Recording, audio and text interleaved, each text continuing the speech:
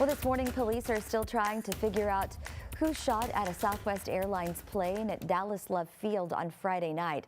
The plane was getting ready to take off toward Indiana. Now, this is the latest incident in a week of problems for planes and passengers. It obviously rattled passengers, as you can imagine. Richard Solomon spoke with a few of them, and he walks us through new sound from air traffic control moments after that bullet entered the cockpit. We like to return to the gate.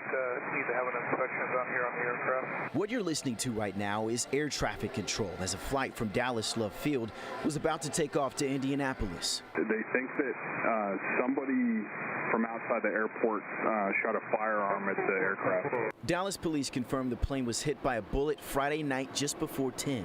A spokesperson with Southwest Airlines says thankfully no one was injured. The bullet hit the right side of the plane and went through the cockpit. It's just surprising that something like that would happen. Yeah.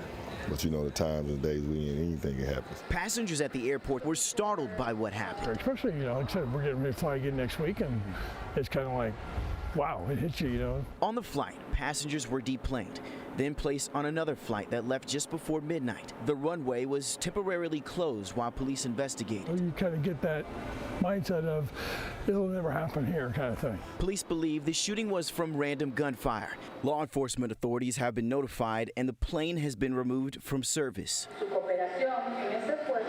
But here in Dallas, people say this is one more thing to worry about. Thinking about a stray bullet hitting you on the plane is really like, man, what's next? Yeah, definitely not one of those things you think about.